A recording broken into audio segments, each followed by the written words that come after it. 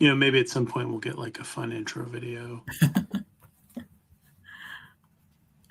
We should have got out and did some drills yesterday at the Under Armour camp. Got somebody to film it. That could be our. Watch two like guys doubled over in pain. Maybe we'll clip the video of me almost getting killed on the sideline by whoever that receiver was that went flying, diving for ball. I was standing. They have these at like an Under Armour camp. They'll have these like little signs that are on the side, like for Under Armour or whoever Rivals or whoever it is, and they're like, I don't know what they're made out of. It's not foam, but like whatever, and it's not super hard either. But I was standing mine as a kind of a barricade to keep a little space between me and getting hit in the nuts with the football, basically, if I wasn't looking. And all of a sudden, this kid just comes like flying over it. And I had my clipboard was like sitting on top of it with like my list of guys that I needed to talk to. And this dude, like, I thought he was gonna die. He like went head first, like into the wall. We were in an indoor facility. He went like head first towards a wall, and I was like, "Oh my god!"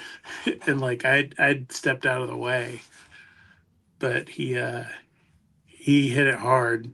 There were like one or two other close calls, and I decided to move to a different location. I was somewhere I should have been safe, but the quarterback play was so poor at this camp that they were putting our lives in danger on the sidelines. It was like being at a punting drill. It wasn't the strongest quarterback camp I've been to. Um, yeah, there were some errant passes. I'll say that. Did we get snow? It snowed like a Midwestern snowstorm for about 2.5 minutes in East Cobb when I was at the grocery store today. And it was funny because like I was in the self checkout and it's like blowing in uh, through the doors every time they opened. I was like, I looked outside. I was like, what the heck is going on? And I walked down. It was like snowing real hard, and then I drove maybe like 2 seconds up the street and like nothing. There's nothing. And there was like a few other patches where it snowed a lot more up where Alex was. I wouldn't say a lot more. Well, We saw. more than like 90 seconds of hard snowing.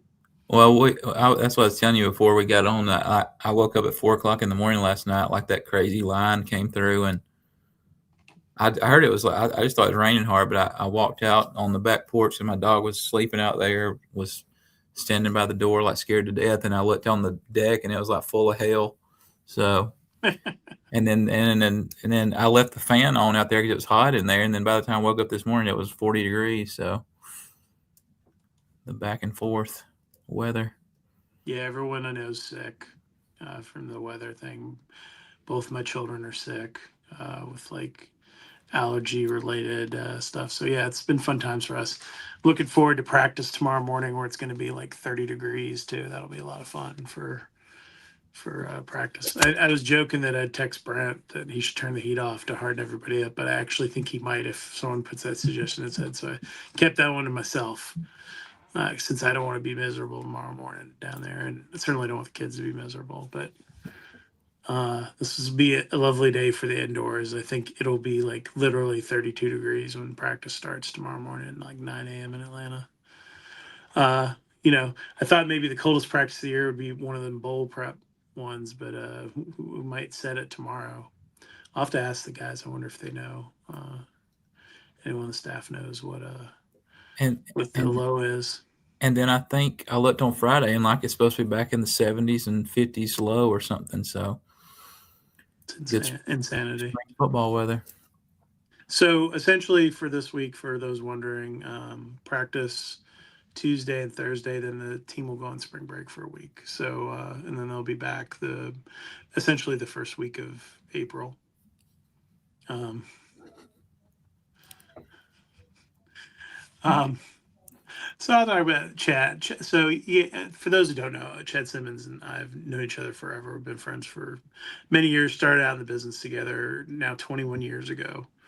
Working together. He was a recruiting writer. I was a team writer, and covering the University of speed and ticket arrests. And then he moved on to national. I moved to Atlanta and then started covering Georgia Tech and found my niche. But Chad's fine, man. Chad gets grief from pretty much every fan base. It's not y'all aren't unique for giving it to him. So most of his grief, I think, is from the scout era when he was over there, and there was a lot of bad blood apparently on the message board with him. Chad's just doing his job, man. I think he does a nice job. He really helped Alex and I out on Saturday night. Allowed us to not have to do a notebook on the recruiting thing by tracking everybody down. I was able to coordinate all that with him ahead of time. I was trying to do some family stuff, and Alex was had been went to practice because I was my wife's still recovering from surgery, so I had to be on daddy duty, and it worked out really well. And Chad's always been great to me, so like I don't jump into that, but y'all could be nicer to him. um, how are position competitions going? It's fairly early. Yeah. I mean, Alex saw the first padded practice of the year, I and saw, they didn't yeah, scrimmage. I saw about 45 minutes maybe, and then we got kicked out. They didn't let us stay the whole time like they did the first two practices. But I don't know that yeah, they're going to really have it cranked up fully before they go on break for spring break. Um, that's what I I mean, it's thought. going. There's always guys banged up. There's, you're learning at least changes offensively for sure. Like they're definitely tweaking some things, and then defensively, quite a bit of change. So yeah, I can't remember. I thought that they had. I thought the way it worked last year was they had 2 weeks of practice and then the first scrimmage, and then they went on spring break. But I don't. Maybe not. I don't remember. But I don't know if they're going to scrimmage. I haven't asked. It would be no, they don't. Thursday if they did. No, they're done Thursday and then they're off. But yeah, the first scrimmage I think is that first Saturday of April. Then they'll go the next 2 Saturdays. But that's what I thought it was last year. But I don't know. But yeah, they'll get more into that. Right now, it's just about like you saw some of the clips going around of social media. Like they're getting after it. They and It's been chippy when we've been out there. Like that's one of the kids talking to me yesterday. I think it was one of the linebackers was just like, yeah, man, I love practice. Like they were, he was talking about that you seeing fights out there, and it's like, well, I guess that's a good thing. Getting testy early in camp, that can be a good sign sometimes. So, yeah, good competition. That brings out some good reps. so basically, I had a former coach tell me that was on Brent's staff that every day is like fourth and inches to Brent, and so it translates to the team too. Like they just take everything pretty seriously, and there are a few days where they kind of let up and he'll have some fun, but they really try to max out what they're doing. So um, it's it's going to be interesting to see what happens with the team over the whole spring. I would say the position battle stuff is pretty static at the moment. They're just I mean, like the offensive line, they have so many guys. They've their top three of their top four tackles out, which will bring me to another question here in a second. And so you just have guys getting reps like Jordan Floyd or the Hurd twins that haven't played as much, getting like decent work. And so that's a little different.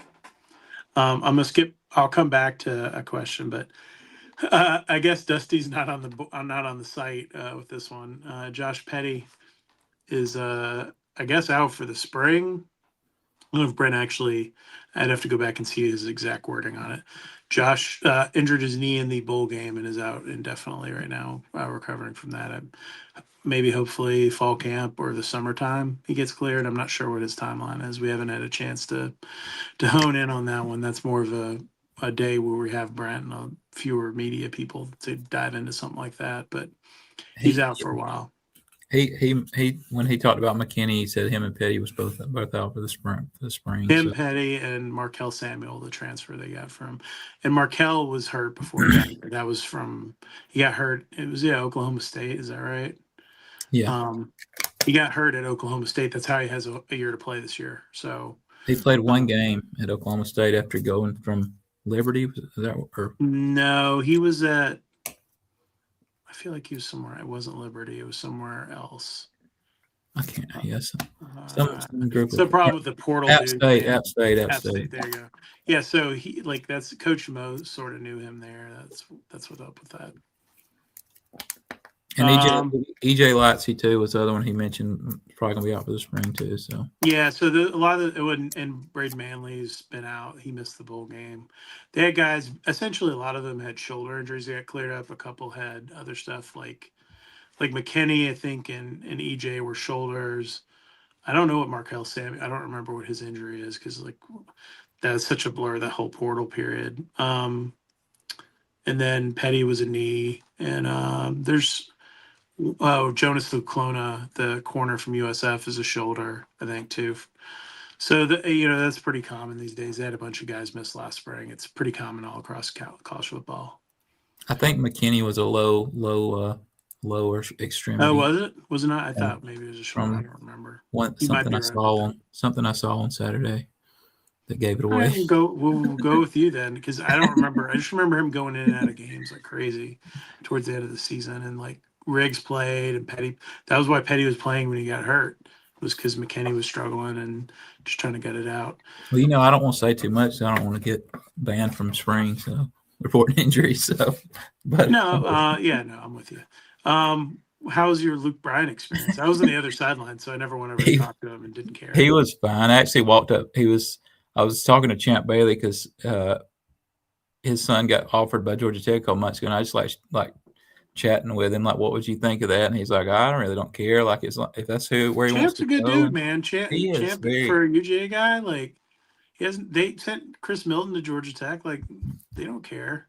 yeah. Now, a lot of these people don't care the way that fans do. Some do. There are some players that are like that. A lot of them just don't. Like they're sort of indifferent about it. Obviously, Veron Haynes indifferent about it, sending his kid to Georgia Tech and Alabama. I mean, Um, he said if that's where his kid wants to go, then that's fine with him. Like, either way, they're going to pay for education and whatever. But I was talking to him, and then Luke Brown like walked up, and they were chatting it up. Him and Rusty was standing around there, and so Rusty got a picture, and then I got a picture. Luke Brown was a cool guy. I don't listen to a ton of country music. I watch American Idol every once in a while. so you said that's where you knew him from. I had no idea he was on that either. So Yeah, he's with Carrie Underwood and what's the Commodore's guys, the other judge. Lionel Richie, I do know Yeah, Lionel Richie. If Lionel um, Richie showed up, I'd got a picture with Lionel Richie. yeah, I'd probably Or get one with that a little Carrie more than Luke Underwood, I would have Bryan. recognized her. I would too. Sunday, Alex would like to get that picture. Sunday Night Football, but yeah, he was cool. His son's a quarterback. I didn't really look into who he has offers from, or whatever, but he was there throwing it around yesterday. But It was not the group. So like Brody Campbell will be at our Nashville camp. I'm hoping Cooper Newman goes there.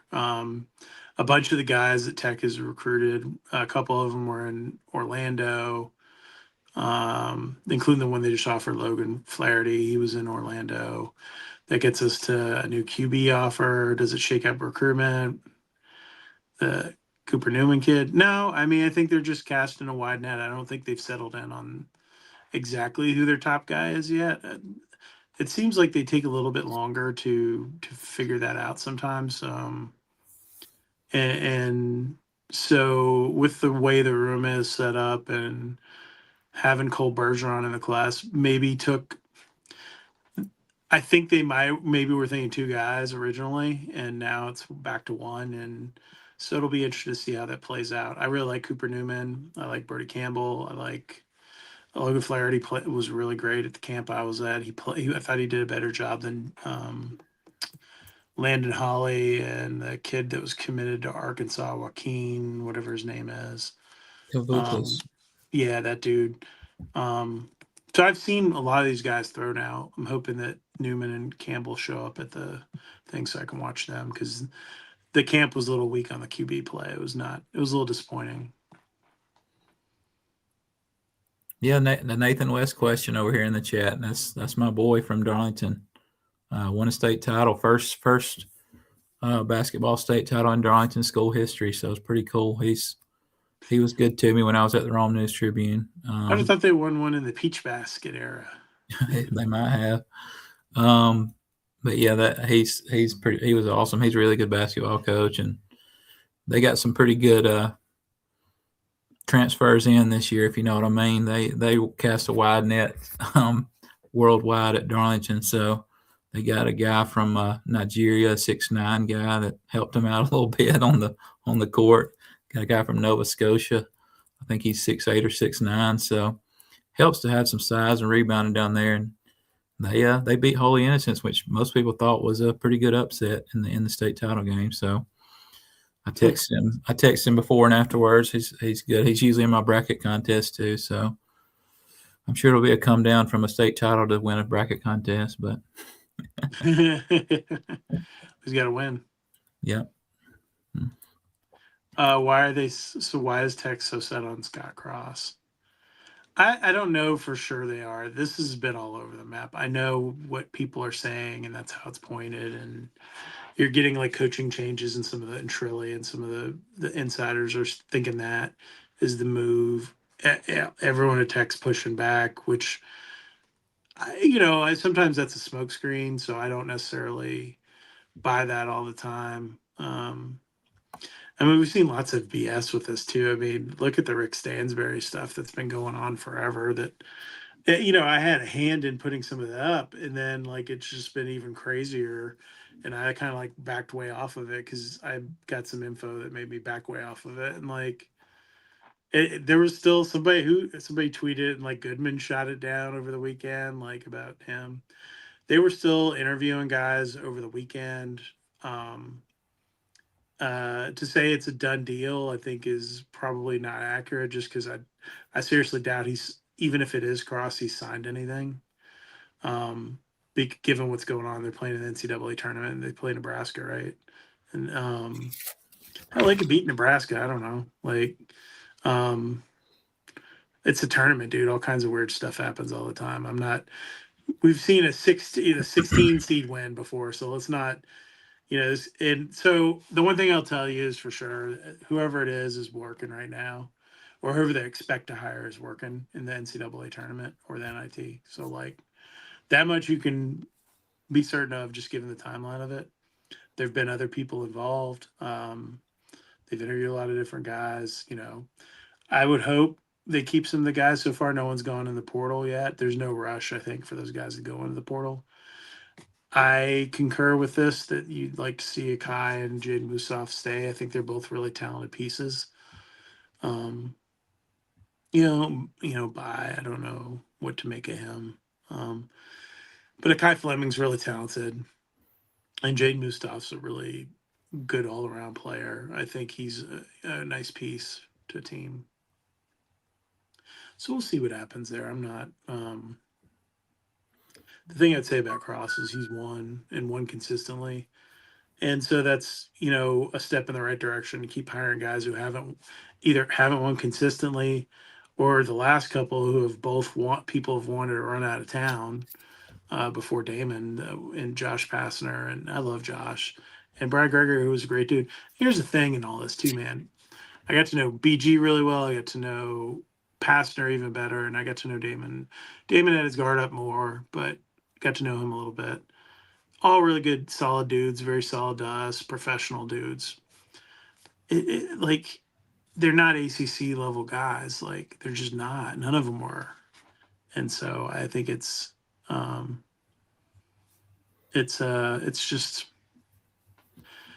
I just want to see them win. I don't really care how they figure out how to do it. I prefer it not be like some Bruce Pearl, Will Wade guy that like has a huge personality that's a kind of a prick to people. Like that I'm not interested in. But like I'm still more interested in that than covering a losing team, I guess. But I think you can win and not be a douche. Like I think Brian Hodgson down at USF's showing that right now. You don't You don't and want you don't have to turn into the UGA of college basketball like Alabama. you don't want a Mick Cronin to come over here from UCLA. Old Mick Cronin. Yeah, I would love to have Mustafa and Akai back, but nobody knows if anybody on the roster is going to be back. But those two, and then I like Eric Chatfield. I've said all along, like I like Chatfield, like Davy Redmond again. Like I think he's got something. you bring up Bai too. Like he didn't play well at the end of the year, obviously. But I wouldn't mind having him back if they have another big man where he's not the only big man that like he cannot handle that whole load by himself like he did the year. He was just like he was dead by the end of the season, and um, the Mozilla thing kind of threw the whole season off the rails because they were counting on those two like to be a huge part of it, and he didn't Twin play. Towers. Yeah, like and so Bai was down there doing everything by himself, and as many big guys are in the ACC, you can't do that for a month and a half by yourself. So I'm not making excuses for Bai, but like he, if he could come back and they could get a big guy or two in the portal that's serviceable, he would be all right next year. But I don't know what his plans are. He might. He may stay. He may want to just finish up school. I don't know. Yeah. Or he might go test the draft waters. I mean, I don't know if they'll be very good for him, but I mean, I think that they were piranha filled and yeah. lead into like some sort of lagoon that's not survivable, but okay.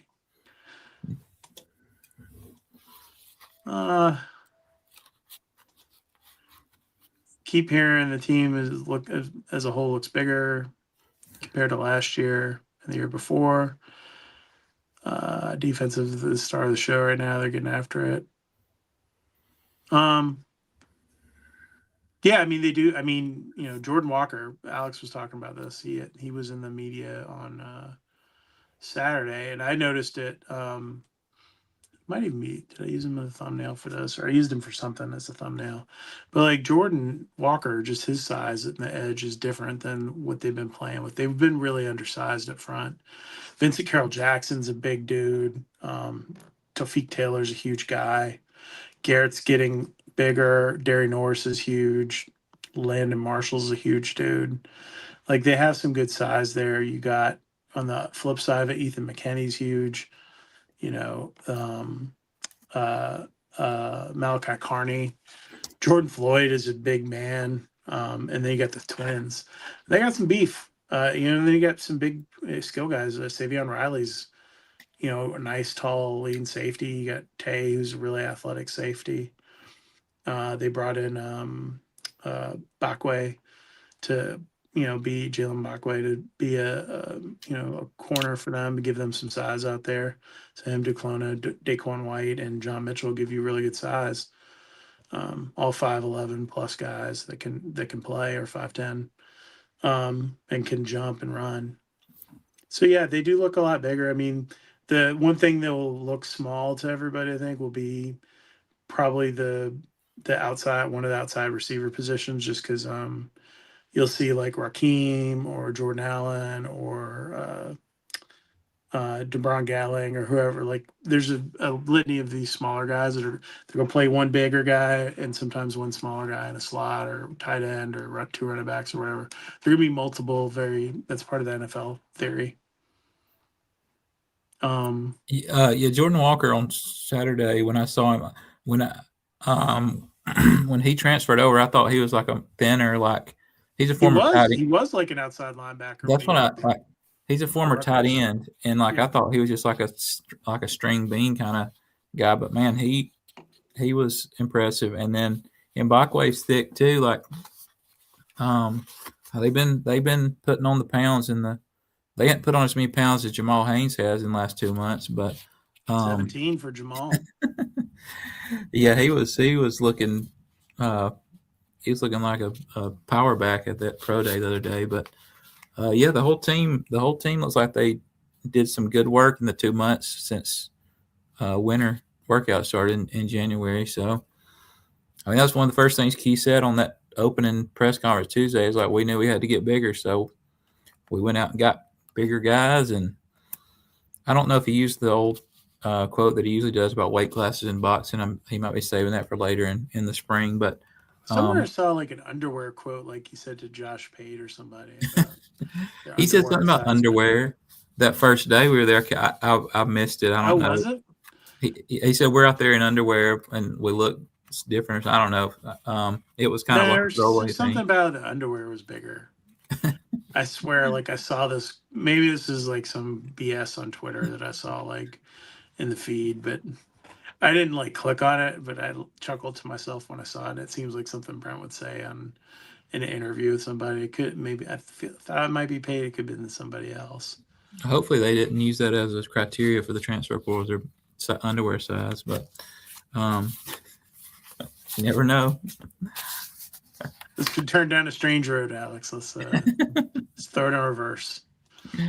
New culture needed. Keep maybe 2 to 3 guys and bring frustrations from winning culture for basketball. Yeah. I mean, I assume that, and typically that's what happens everywhere. There's going to be a couple of guys who want to hang out, and typically those are high character guys that want to stay and be a part of it. Usually the low character guys get washed out anyways. That there'll be enough people around to inform the new coach, hey, this guy's sucks or whatever. Like he's a bad guy in the locker room. Some of that's very apparent if you like spend 2 minutes like doing any level of research on it.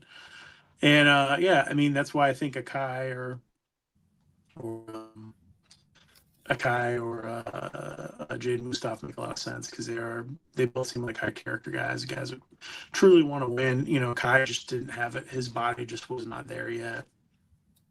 You could see the talent, but he missed most of last year, and then missed sort of basically like a ton of developmental time last year at OTE. Whatever development they have, that's probably a different argument. And then and so he was behind, I think, a little bit there. And then with Jaden, that's one where you've seen the player development piece really. That's been a bright spot. One of the few bright spots Damon's had was developing him from a guy that had literally no shot, like had basically no offensive game other than taking it to the rim, to give him a little bit of. He developed a mid-range game. That's something they worked on with him, and then to actually have like a three-point shot that wasn't like horrendous by the end of the year, I thought was impressive. You talking about Akai or I'm Mustaf? talking about Mustaf. Oh I thought yeah, Akai always could fill it up. It just was not there. Akai's whole thing is just strength. He's not strong enough to finish at the rim yet. And once he figures that out and starts drawing those fouls, he will be a much more effective player. And just physically, he was worn down. I think he was playing too many minutes. He was a guy that needed to play like 20 minutes, be a six man. He was into a starting role because they were just didn't have enough talent. Mustaf reminds me, and I know the people are going to be up in arms about me bringing up Carolina, but Mustaf reminds me of Seth Trimble a couple years ago. Just like an athletic guy, thicker guy that Ooh. all he was a driver, and then he kind of developed his game a little more, which he's going to have to play well for Carolina to win a game in the tournament because they're struggling right now. Their guard play's horrendous. But yeah, that's what most stuff reminds me of, and Trimble developed into a pretty good player. So I think most stuff is on that same path. He just has to add more to his game, and I mean, if he's here, obviously, I mean, It reminds me more of like Marcus George's Hunt. The defense isn't quite as elite as Marcus was, but his offensive game's a little bit better. Not quite. I think he's probably not as tall. Like Marcus could throw it down pretty easily, but like ability to handle the ball, play basically 4-through-1. So that has use. I think he's definitely got something. He did play the 4 a lot late in the season, and he And did a rebounded. solid job. He was Yeah, he fine. rebounded well. All right, it's good. I can't even imagine trying to play that baseball game. They moved it to 5, didn't they? Like, Yeah, they did. is that 5 Central or 5 No, East? it's 5 Eastern tomorrow. So 4 Central, and them bats are good. That I remember playing with aluminum bats as middle school and high school, and when it was cold, how miserable that was. So we may not see the 17 runs again tomorrow in Auburn. That's you bring that up. I didn't make it. I stopped playing baseball when I was 10 or 11, and one of my worst memories is baseball tryouts in like February, and it's so cold, and like like you said, you get the ball off the aluminum bat and you feel the sting Just all the way up your stings your hand. hands all the way to like your elbow, man. Like And it's like and you're then I was zapped. then I was not very good, and so I would take balls in the infield, like off the face, and I was just terrible at it. So yeah, that cold weather baseball kind of drove me out of wanting to play that. But yeah, I don't know. This I'm sure the pitching is going to be at a premium tomorrow at that um, cold weather game midweek. But Dimitri Angelakos has pitched pretty well the last couple of weeks. So um, number 3 versus number 4, pretty huge midweek game. So we'll see. You want to at least keep it respectable on the road. Yeah.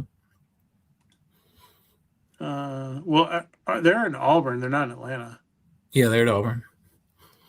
I don't know what the weather is down there. Most physically imposing player on the team. Like, I could give you one on each side of the ball, I guess. I mean, to me, it's probably Carney. Like, he's just so big, man. Like, he's a giant human, and he's playing where he should play now, at guard. Like, playing right guard, replacing Keelan. Like, he's just a wall of human. The other one's Speakman, probably, man. Like, who we forgot to talk about with the D line. Oh, yeah. Speakman is a big boy now. Like, that boy's gonna play as a true freshman as long as he can figure things out well enough. Like, he's so big. And he moves really well. He makes plays. Like, that was the dude that Brent really wanted. He loved that kid and was gonna find a spot for him. And he definitely, I think they found something there with Speakman. He was basically committed for a month. They didn't want him to make it public because they didn't want somebody to go scout him and poach him. Yeah, they didn't want somebody to sweep through at the end with a big offer to like. Yeah, he's. I've nicknamed him Mount Speakman. Yeah, I would. I mean, as far as offense, like it didn't. Not offensive line, but Justice Haynes is like built like a. He looks like a prototypical NFL running back. Like he's physically imposing, but I guess in a different way. I don't know that the defensive line, several of them is like different. It was like Walker and like even a Montre Bradford looks really good. Like he's put on good weight. Like he's so long and like built out. He still has a lot of room to add weight too in his frame. Derry Norris is another one that looks really good. He's just huge, like a huge human being. And in the back end, like Savion, we talked about. They might be a little bit smaller at linebacker. That's one that I've kind of noticed. That they're not, the size is maybe not, but that's more about wanting guys who can run. Is Speakman bigger than Zeke? Zeke's different because Zeke was like 6'6" or whatever, 6'7", whatever Zeke was. Speakman's only 6'2". Is that right? Something like that. Yeah, somewhere around there. He's not massively. He's like a giant like nose tackle. Basically, he's like a big, thick-bodied dude. 2,000-yard backs. So that'd be asking a lot.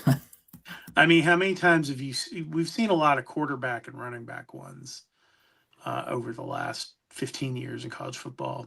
When was the last time you had 2 running back, like a Cadillac and Ronnie Brown, or McFadden and I think the other dude that was there? I think Wisconsin might have done it a couple of times with like Melvin Gordon, James White, or like one of those a few years ago. What was the other guy? Monty Ball. I don't remember they were all out there at the same time, but they ran the ball a good bit. I mean, Hosley and Haynes are both going to get carries. Like they're going to get their share. So, comes down to the offensive line though. They've got to be better than they were last year. That I think he and them know that. They talked about that first practice. So. I don't know, 1,000 yards for 2 backs. I think it's more like you have a guy who's like 1,000 and another guy's at 700 or something. Like, it's just hard. You have to play a lot of games too. Like, Yeah, just that's hard because ideally, even with if Mendoza's your quarterback or Grady, either of those two, they're going to give you 400 or 500 yards at least rushing, probably too. So that's going to eat into it a little bit. You're going to have whatever your slot motion running backs, those guys give you. So I think it's going to be different. Yeah, Felix Yeah, Jones and Felix, that's who McFadden. it was. Yeah, Yeah. yeah, I think they did it. Biggers is like different than Speakman too because he had to lose weight, didn't he? Like Biggers was like, Yes, he was like 380 pounds or something crazy. Like, I mean, Speakman might be like a little overweight, but like it's not as pronounced as that. He has a little bit of baby fat on him, but like that'll go. Like they're not concerned about him being, from what I've heard, they're not like they were concerned about Zeke being overweight, and it affected. He looked slow at times because of it, and would get fatigued. And I haven't seen that from Christian yet. I And think he Christian was got, playing both ways in high school, man. Like, yeah, he was all. I think Biggers got up over the 400 mark a few times, and there's such thing as being too big on a football field too. unless you just are playing zero and you're Terrence Cody or whatever, Yeah, there's only a handful of that fridge. Like, there's only a handful of dudes that can get away with that. You gotta, and you have to you have to have that scheme to do that. What's the best play we've seen? I don't know. I mean, um, that that's first not, I day. mean, it ain't really something we're supposed to talk about for one, but two, like, there hasn't been anything crazy yet. Like, I mean, I remember last fall camp, like Canyon having like one of the most insane catches I've ever seen. Like, and everyone in the building was like, "Holy cow!" Like, I mean, we've seen a couple of nice. Grady had a really nice throw the other day to somebody. I didn't even see who threw it to. It was just a bomb dime over a defender. I mean, there's guys that do stuff like, but again, like, I mean, when I was at, so I wasn't there Saturday, so I only saw them in shorts and shells. So I don't put a lot into that. The funniest thing we've seen was like a little dust up one of the days we were there. But um, aside from that, like, no, I mean it's a little too early for that. That and if they put something like a couple times they've put up like a play that I saw in practice, and I'll tell you guys about that too. We're supposed to kind of, that's one of the things they ask us to keep under our hat, or I'll ask Burn about it or whatever if there's something really cool. I know that the ending play of practice that very first day was a leaping interception by one of the younger safeties. That was pretty impressive. Um, but yeah, you can't get him too Yeah, that's much. right. Yeah, and the team got really fired up by that. I don't know if I feel like they put that on a video, but I don't remember. Oh yeah, but the video they did put out of Jordan Floyd with the one hand punch, I can't remember who he was blocking, but It that was was Hoffler. Poor Hoffler got oh yeah, killed on that. yeah, that was good. That's what you want to do as offensive lineman. You got to strike the guy. So that's why we didn't see at the camp yesterday. You can't really do that in shorts and t-shirts. Um, it's not that they're thin at wide receiver. The idea was that they're going to be more tight end centric. This is part of the adaptation of having Godsey as your offensive coordinator. He was a tight ends guy. He likes using the tight end. The multiple tight end packages are huge in the NFL. And it's something that Brent was doing and kind of forced Buster's hand into a lot. They played a lot of two tight end sets. But if you look at it, like the Gavin Harrises of the world are the flex guy. Spencer Merman's your big blocker, and then Corbo's your all-purpose guy. So yeah, I don't think it's about being thin at receiver. I think it's about finding the right pieces at each spot. Moving running backs to receivers, you don't need to. They already were doing this. They've been doing it for the last couple of years. All you do is you line them up out in the slot. They did that with Jamal Haynes all the time, with Maddox, or with Hulsley in the backfield, or Hulsley and Alexander, or Alexander and Haynes, or whatever. Like, you don't need to like move guys positionally. You can, that's all factored into these offensive schemes now. Like, and you see that all over the NFL. Like, you don't need to, I don't need to make so and so a slot. Yes, Jordan Allen can play the F and the Z or whatever they call it in the offense. Um, He can play inside, he can play outside. Same with Raheem Smith or any of those dudes. And the way they've always trained the receivers here, and I'm sure they're continuing to do this with Jafar Williams, is they can play all 3, 4 wide receiver spots they have on the field, anyways. Y'all, that's a very like kind of static way to think about it. You can't think about it that way anymore. Even the last few years, they've been very unique in how they've managed to get just the most talented guys on the field, whether that means playing 22 with 2 backs and 2 tight ends, playing 12, playing. They could have 13 for all we know. Like with Gavin Harris is a mismatch guy, a little bit like Avery Boyd. Like you're gonna see some of that going on too, man. So don't get too hung up on, hey, they need to move Chad Alexander and JP to the slot. That doesn't. You don't need to do any of that. Those guys can stay at running back. You just call a play where they're in a slot position. If that makes sense. There's going to be versatility on the offense this year. That's definitely a. And they've been, even with Buster, were versatile with how they use these guys, because they always had different. They've always, and think about it, the first couple of years too. They had weird injuries and like 2 years ago you lose Scyther early in the season, who they were really banking on to play. So then they were kind of locked into Haas, and it's Haas, and then Beetham gets hurt too, and they're kind of down. So they're more playing 11, because they just didn't have another tight end to play. Like, so it all depends kind of on your health too, man. But if you have Justice Haynes and Malachi Hosley, I would think you want both of them on the field as much as possible if you got 2 guys like that. Plus Trelane Maddox, who they really love, plus Shane Marshall, who they really love, plus JP Powell, they really love. And by the way, Chad Alexander, who ran for a lot of yards 2 years ago for them and was hurt most of last year. They've got options, man. So that one position they are really strong at is running back.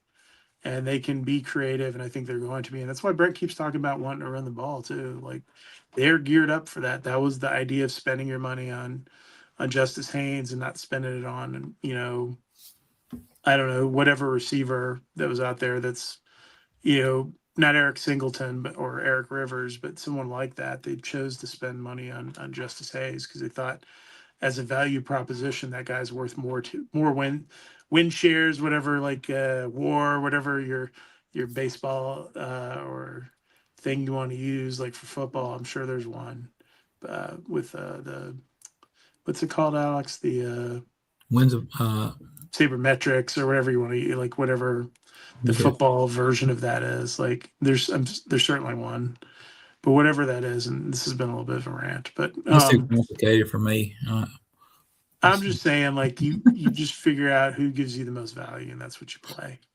This ain't Paul Johnson running the triple with where you got to have you moving Mike Cox or whoever to a back, Lucas Cox to a back, and playing him out of side, or Anthony Allen's moving around. No, it's not. It's not that comfortable. Are you moving tight ends to Offensive tackle Austin Barrick? Yeah. Who was the Sellers guy that was like a 240-pounder? Brad Sellers. Yeah. Yeah. And I'll say this about the running backs too. The 2 or 3 of them could have left, but they feel like they're still going to be used in the offense. So that should tell you like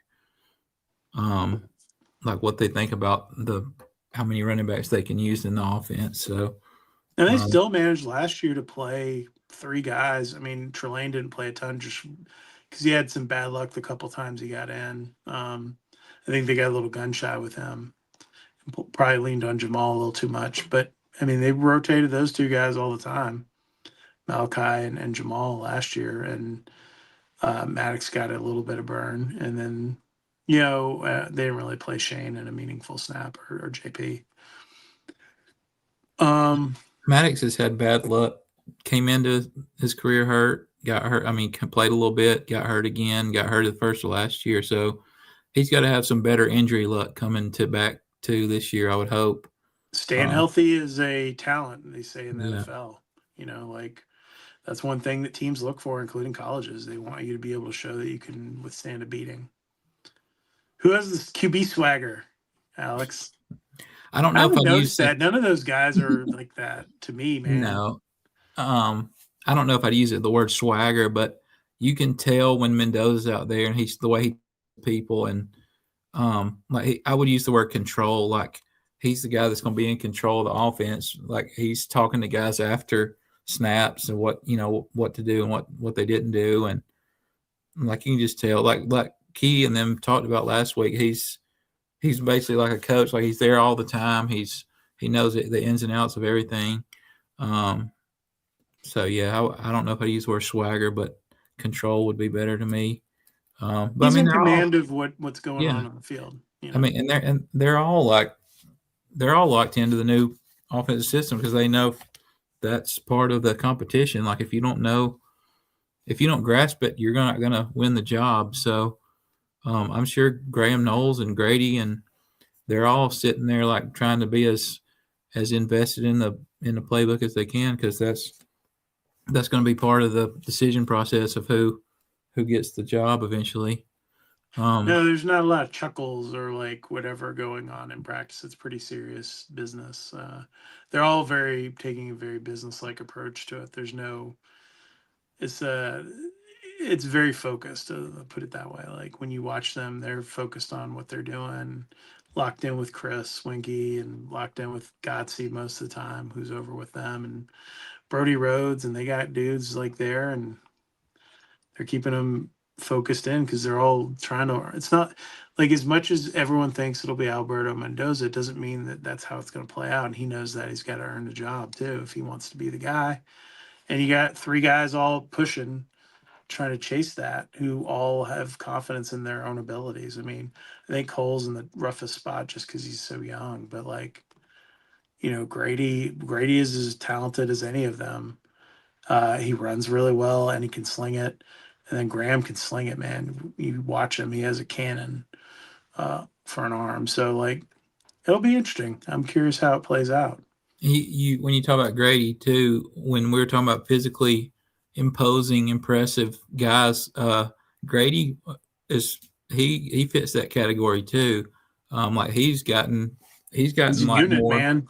Yeah, he's gotten thicker over the off season. That he was. I try to not stalk the Instagrams as much as I used to, but it's just weird. But uh, Grady posted a video in the past couple of weeks of him squatting 545 pounds 3 times. So that's a quarterback doing that. So he gets after it in the weight room.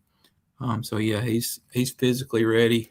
It's just all about what he does, preparation wise and grasping the offense. So, but yeah, he's pretty physically imposing quarterback.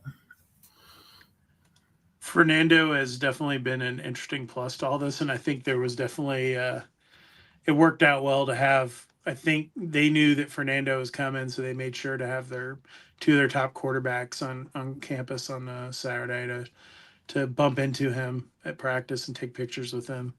It was I think that was very clearly well organized on their part. He was in town getting an award or something, but he's been around. He wants to see how his brother's doing, and it's very cool. They seem to have a really nice relationship, Alberto and Fernando, and the way the whole family works is very cool. Um, about the it. Oh, sorry, about the it factor with Philo.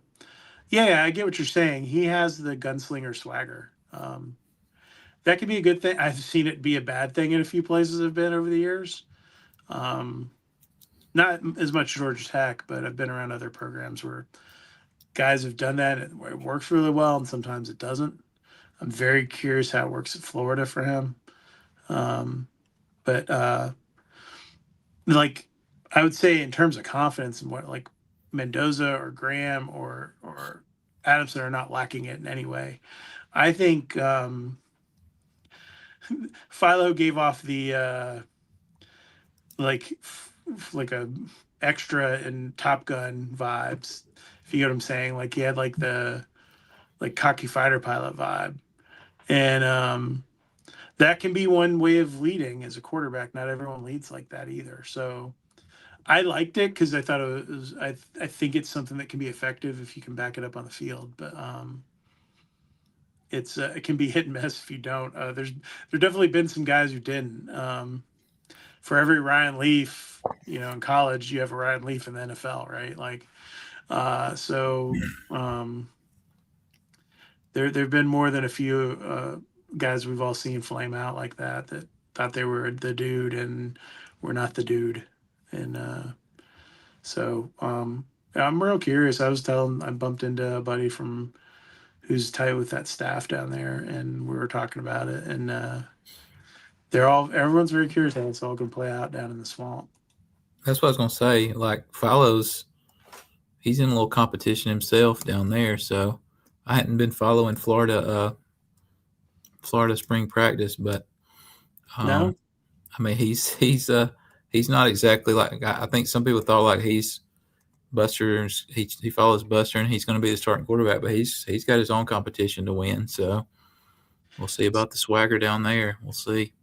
so I think our boy Dusty here doesn't understand how this works.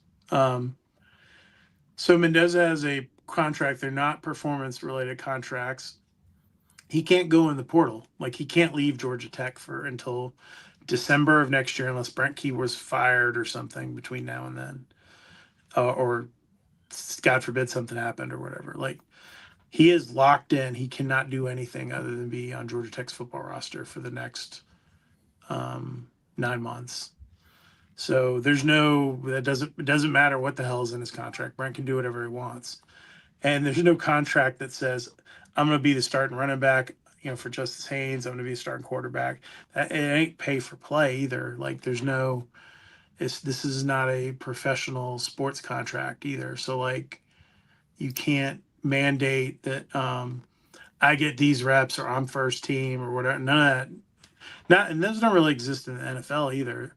And there's no performance bonuses either. Like there's no, you throw 20 touchdowns and you get X. Like they can't do that. All that stuff's illegal in terms of NIL. So that's not how this works. That's not how the NIL works. That's not how their contracts work, and they're all locked in. There's no spring portal. The only guys you can get now, because I get asked this all the time too, the only guys you can get are guys still in the portal. So Blake Beelan's going through camp. He's still in the portal, but he could still opt to go transfer somewhere after the season because he's currently in the portal. None of the other Tech players are. Troy Stevenson is, but I mean, is he even in camp? I don't know. I don't remember seeing Troy. I need to look at No. that. I kind of forgot about that in the first couple of days, but he was initially on the roster. He's still on the roster. I don't know if I've seen him. I'd have to look again. Yeah, that's the Pop Tart ball. We love our Pop Tart swag, man. Alex and I each got one. I am that is as disappointed as I've ever been about Georgia Tech losing a bowl game. Was the losing the I really wanted to see Brent Key do all the Pop Tart stuff, like, and we got to miss all of it because we had to go do his post game. So like we didn't like I didn't get to see like the all the stuff that went on with the Pop Tart stuff, and we would have been down on the field watching all of it had they won the game. So I was more annoyed that Dean Patterson didn't catch that ball and Haynes didn't like have it maybe like a half an inch lower to win that game, because that really pissed me off that we didn't get to see the cool Pop Tart stuff, because that was a fun week, man. The stupid tweet I had about the Pop Tart the toaster not working because turned out their battery died. They had it plugged into like a Jackery or something, and it died. That is like the most viewed tweet I've ever had or something, other than I think when Georgia Tech went to Adidas. So that's very funny. Like that one just went like crazy viral. Like people were all about it, which was I like tossed it. I had even thought about not posting it because I just thought it was funny, so I posted it. I figured everyone would get a kick out of it, and they did. And the Pop Tarts folks really know how to market their game. And it My was fun. Mendoza, The whole lead up to that was fun. That was a fun week. my Mendoza picture from Saturday got more traction than I thought it would. It kind of like took off like the video of getting credential checked at the Georgia game. He Um, that was one I just like posted like not thinking. texted me and Chad like about that, and Yeah, we were both walking up, and he said Brent just got credential checked. It's like I've been to a concert before where like they didn't let somebody who was in the band like on stage, and like they got stopped, and it's like they're in the band, dude. Like like it's very funny. Yeah, that one got some retweets and likes a lot more than I thought it would. Brian would like to know one player you think has made the most progress or actually surprises you. They're as good as they are. Like, I'm trying to think, or do you mean like someone who's developed since they've been at Tech? Or are you saying that someone that's like from last year to this year? So maybe jump in the chat and clarify what you're asking there. Because those are probably two different questions if I'm reading that the right way. Is that how you interpret it, Alex? I'm trying to think of like a player that came in like under recruited in the last few years or something like, and has had a big role. I mean, they've had a lot of them. I mean, Joe Fusel is a walk Yeah, on, or like Chad Alexander was a walk on.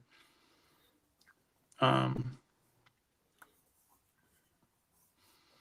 a guy who's, I mean, Jordan Allen, I wasn't sure. Like, I knew he was fast.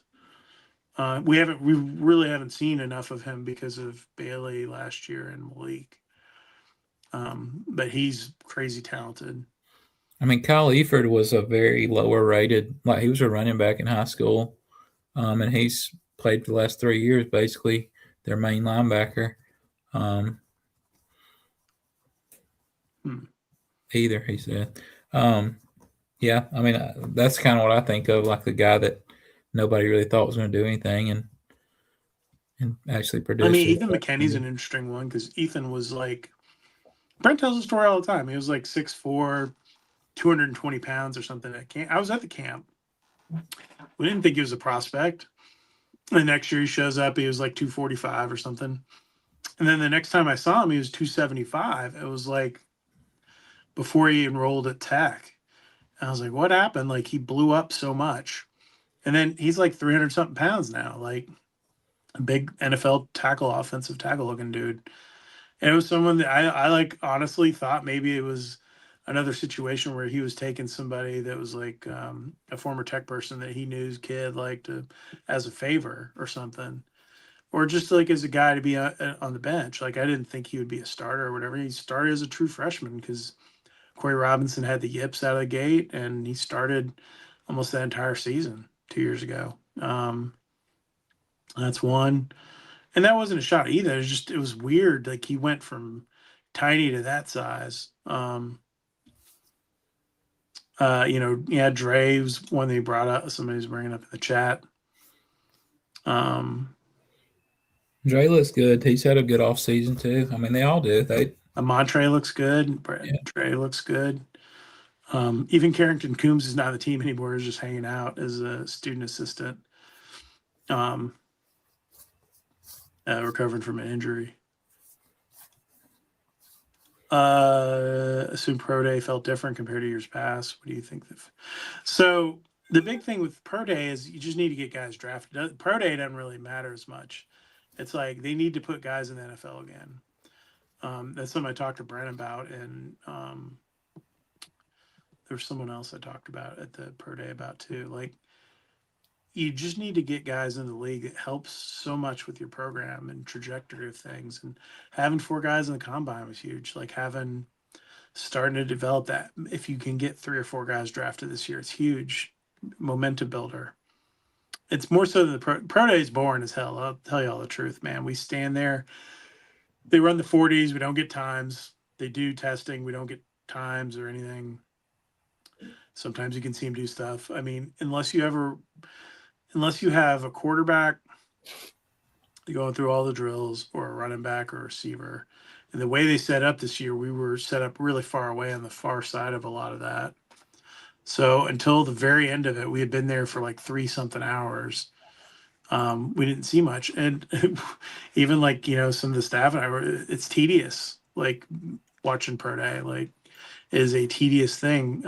Which is why I think they used to like put on ESPN Plus or something with like Demetra and them like doing a show about it. And it's hard, man. Like there's just not enough happening. Um, And so this gets to this question: why do they do pro day? Because it's boring, and it's like actually 5 hours or something long, because they start way before we even get there in the weight room. They're doing the bench and doing measuring and testing and stuff. It is incredibly boring. It is like paint drying. And it's not like the NFL one where there's so many dudes and whatever, and everyone's briefed on them. And it is very difficult to produce something interesting out of that. And I guarantee you the numbers they had were poor enough that it made no sense to like stream it. Like, that's why. That's We were not that's on the balcony. We were in the, well, what, the south end zone, I guess, to what you would call it, um, in a roped off area in the south end zone. They had different areas roped off. Up in the balcony, I think those were family of the guys in pro day, maybe, or some of the family. I'm not sure. I don't. It was a lot different last year when I think there was a whole lot less guys. But the only thing that they called out like during the was the broad jump. That was the only thing we heard. Um, yeah, we didn't hear any 40 times. We didn't hear any of that last year either. So, and I don't think they would want the whole thing streamed either, because like you don't want to put everything out there. You want to like pick the best. Yeah, I mean, it'd be better. And they put together, you saw all they've cobbled together out, because they videotaped everything, was, whatever, 45-second clips or something. Like, they did a couple of those. I mean, that is what it is. Like, I understand it, and it is a big deal if you're a scout and you're doing this, or you're the player involved. As a viewing fan thing, it is not super interesting. Even as a media person covering, it's not great. We stand around and wait and wait and wait, and then do a couple interviews. I mean, I spent most of my time like gossiping with the other media that were there, because all the TV was there, and it'd been the first time in a while I'd seen all of them and had a chance to like kind of chat, or because we had so much downtime, or like bumping into coaches or players. Like Tay Harris came over, or I saw Trey Swilling, which was very funny. He came over and gave me a big hug. He was there, hanging out, I guess maybe trying to work out again to get on an NFL squad. It's a lot of that. It's not, it sounds glamorous, but it's not. It's just kind of tedious. Because even more than like, I mean, even practice can be tedious, depending on what they're doing. If they're not pads, like, uh, and they're not doing anything particularly interesting. If they're doing just a lot of indie and stuff, it can be boring too. It's just, if you don't ever get to see it, then that's how it is. We do not get to talk to scouts. They are cordoned off. They have zero interest in talking to any of us. The only scout stuff I usually get is I know one or two of them, and I'm able to sometimes glean some information that way. Usually I'm pushing that more towards the draft. If I'm going to burn that bullet, I'm going to use it to find out about draft position or something. But those dudes are way the hell away from us. I got to say hello to most of the players, and that was sort of the nice part, whether it's JT Byrne, or guys are no longer like Shelly, or I didn't get to talk to CP, but Jamal, or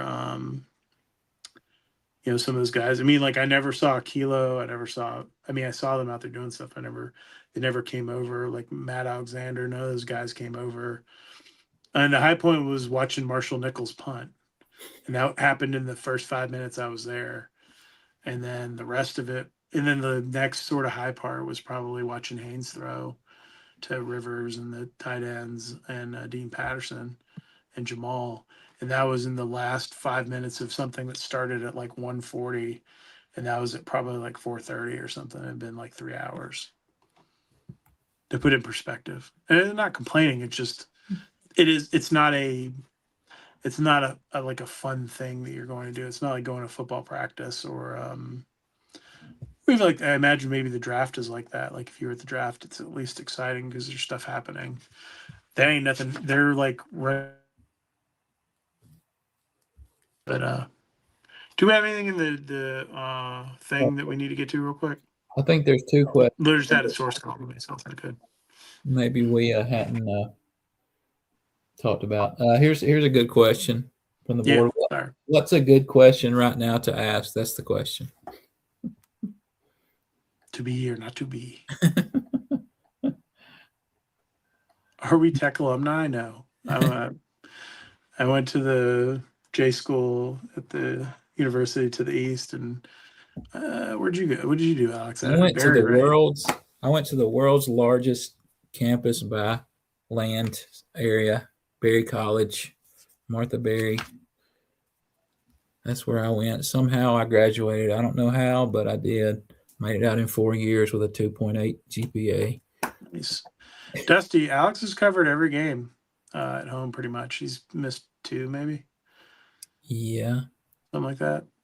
Go read the stuff. Jackets Online. We're running a deal. It's 50% off. Go check it out. Anything else in the Here's one. Do you honestly feel like Georgia Tech basketball can get back to the Crimmins days? No. I don't either. I mean, that was a long time before I started. Things have changed so much, and the reality is they're in on being. You can pick football or basketball. Most places can't do both. Who does both right now? Like at an elite level. Michigan maybe. I'm trying to think. No. Ohio State, no. You got to pick one or the other typically. Georgia, no. Even though Georgia fans are all. They've made the tournament in back-to-back years. Congratulations. Hey, I'm going to tell you guys right now, don't take my gambling picks, but St. Louis over Georgia, that's my first round pick. Billikens. St. Louis was ranked for most of the year, so why do they have like some guy who tore his ACL or something you don't know about, Alex? Yeah, I know they split bet hard on that one. Yes, St. Louis over Georgia. I'm going to mark that in on my bracket right now. But no, I mean, they would have to just make a decision. We want to be – it's what Wake Forest is struggling with right now. They're trying to have feet in 2 different waters. Doesn't work. Duke, can't be good enough at one or the other. They're so in on basketball that it impacts their football position on any fans. Carolina's not. They have that guy. Oh, yeah, I might have to pick St. Louis. They got that dude? No, that was last year. They don't have Kareem Abdul-Jabbar? I don't think so. That dude's awesome. Then I'm all about them. He was Indiana State anyways.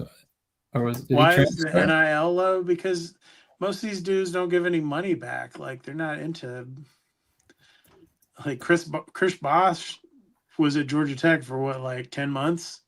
Something like that. That dude ain't going to be like giving you a lot of money. Jarrett Jack was there for 36 months, maybe. Like, I mean, it's just not the same. And you're not in a college town. It's just very different, man. Like, the amount of NBA guys that give back to college. Chris Paul's like Tim Duncan. And then like, there's a couple others that I can think of across the entire country. Other than maybe like some old white guys that played like the 50s and 60s at some places. But like it is very, very, very. Yeah, they said he's there. Now. Yeah, I've just looked it up. I stand corrected. He is. I'm going to ride them in my bracket then, dude. Yeah, he's averaging 12 points, 13 points a game this year, 4.5 rebounds, 4.1 assists. Yeah, that's my bad. I hadn't paid attention to St. Louis all that much, as you can tell.